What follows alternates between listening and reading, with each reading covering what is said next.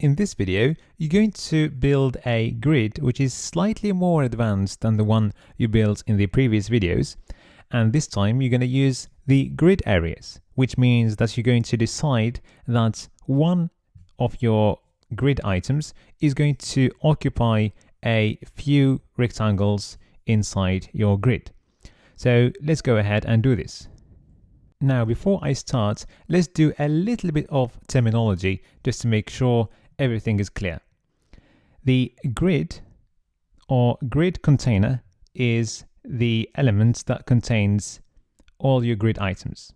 So your grid items are the divs that you place inside the container. So Apple, for example, is a grid item.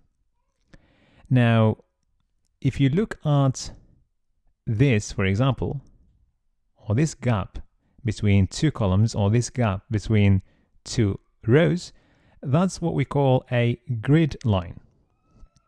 All right. And if you look at a row or the content between two lines, then that is what we would call a grid track. Now, each of these rectangles that you see there in the templates, that's a grid cell. And later on, when we move to grid areas, those are going to be a combination of grid cells. So for example, these 4 grid cells, that could be a grid area that you set as the space occupied by one of the grid items. All right. So let's go ahead and build our example. So I'm going to keep only 5 divs in our new example. So 5 grid items inside the grid container. Now let's go to the styling and let's change the dimensions that we set for the rows and columns. So first of all, I'm going to make the container take a height of 100 VH, meaning that it's going to span over the full height of the web page.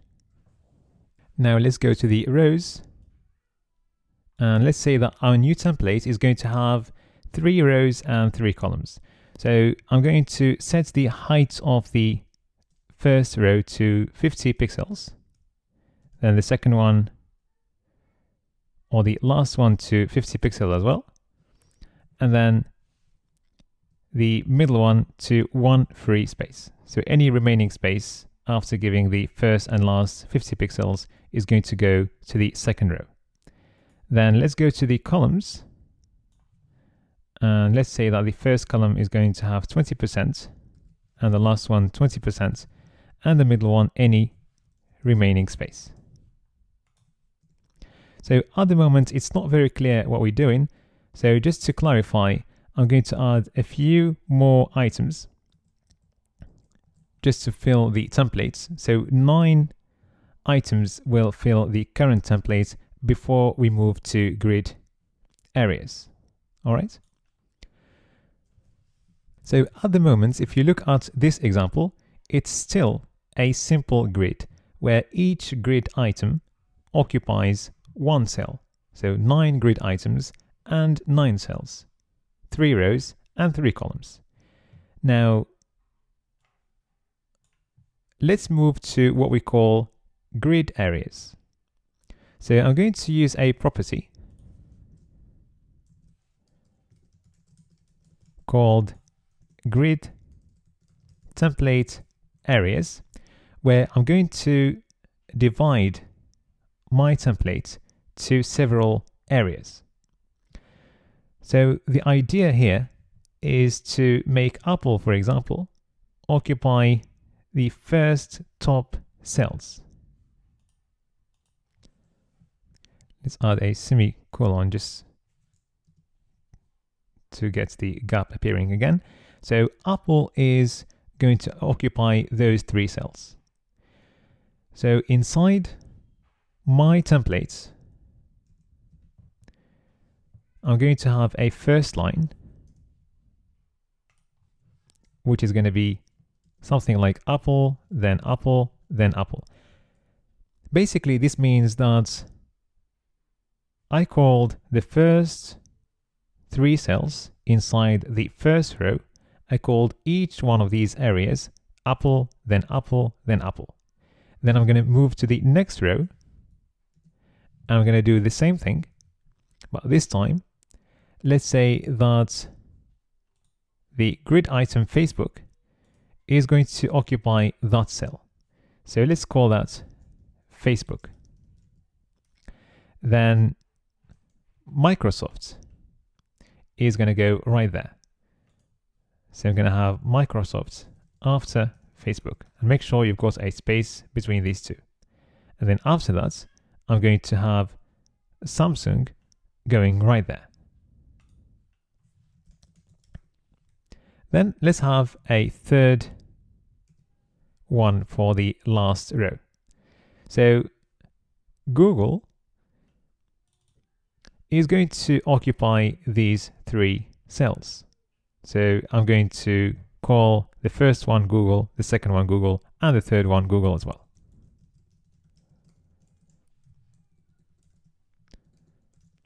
So at the moment, this has not changed anything to our layout because we're not done yet.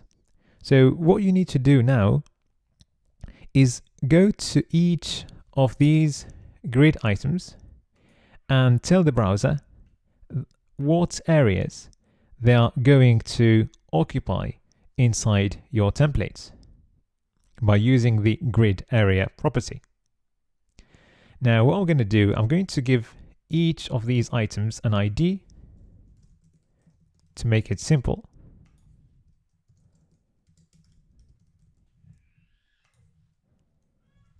Then I'm going to go back to the styling sheets, and then I'm going to select each of them and then tell the browser what area they are going to occupy using the grid area property. So for Apple, I want it simply to occupy the Apple area,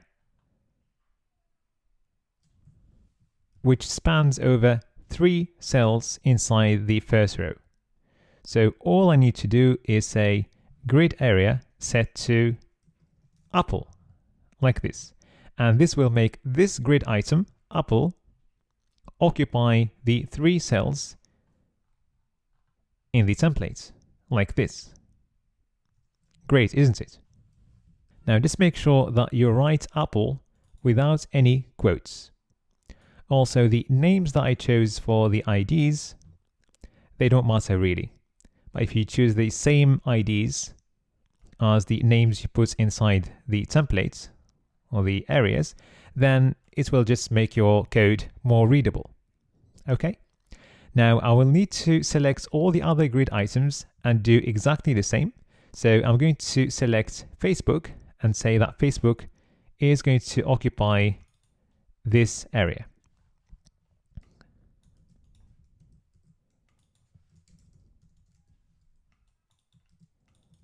And here we go. Then I'm going to select all the other ones. So I'm going to set Microsoft to occupy the Microsoft's area, which is between Facebook and Samsung. And I'm going to do the same thing to Samsung, setting its area to Samsung. And finally, Google is going to be set to Google, which will give it 3 cells in the last row.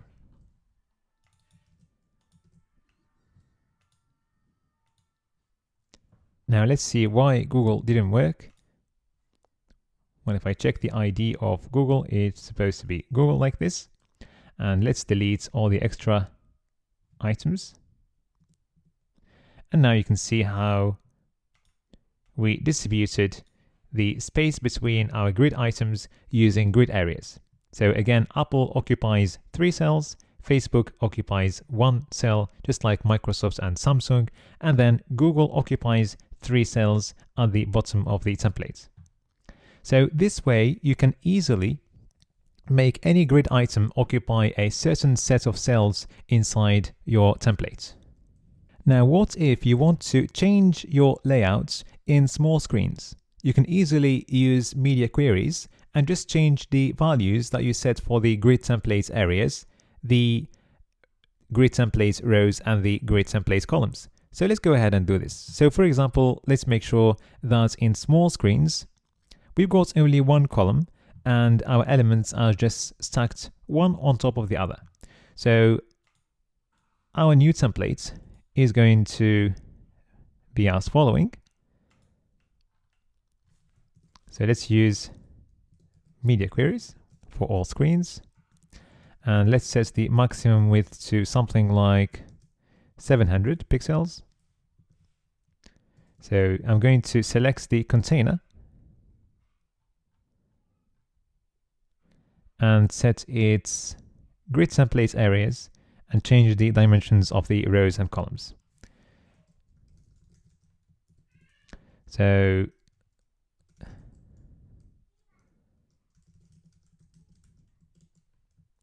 let's set this to Facebook, then Apple, then Microsoft, then Samsung, then Google. Now let's change the height of the rows. And let's go for 50 pixels, then 100 pixels, for example, 100 pixels, and then 50 pixels. And let's have one free space for Microsoft. So whatever remains is going to go for Microsoft. And let's change the grid template columns to one free space. And we've got only one value because we want only one column. So now if I reduce the width of the browser underneath 700 pixels, then you can see that we have just changed the layouts very easily just by changing our template using media queries. Now, at the moment, we are going desktop first because we are setting our styling for big screens, and then we are specifying the styling that we would use for small screens. Now, if you want to go for mobile first, then this is supposed to be your main styling and have this as your extra styling that you put inside your media query. So this will look like this. So I'm going to copy all of that inside the media query. And then we're going to copy that inside our main styling, like this.